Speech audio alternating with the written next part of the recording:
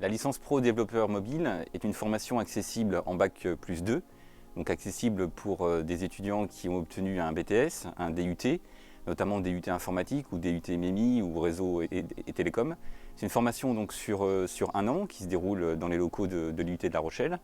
L'objectif est de former des étudiants pour être développeurs mobiles. Alors développeurs mobiles à la fois sur Android, sur iOS et puis également développeurs mobiles pour des applications dites hybrides, c'est-à-dire que l'on va pouvoir développer une seule fois pour qu'elle soit applicable à la fois sur Android et sur iOS. Cette formation elle est ouverte aux étudiants qui souhaitent réaliser une formation dite classique ou en alternance.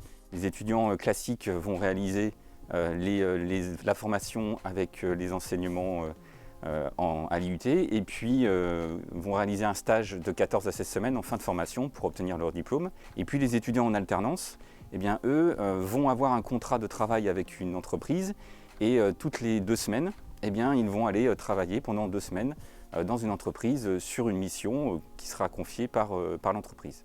Alors dans cette formation, on ne s'intéresse pas qu'au développement mobile, on va aussi apporter un ensemble de compétences autour notamment du numérique responsable, de l'anglais, des enseignements autour de la gestion de projets, notamment avec l'agilité et les méthodes Scrum.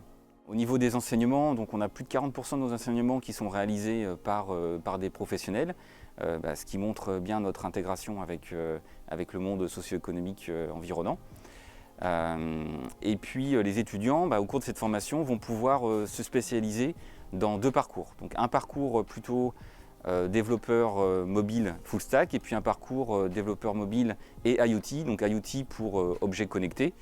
Donc pour les full stack, eh bien, ils vont s'intéresser plus précisément au domaine du développement d'applications mobiles en partant de la conception jusqu'à la mise en production, en passant par le DevOps et la partie back-office avec des enseignements autour de Symfony et puis de la mise en place d'API.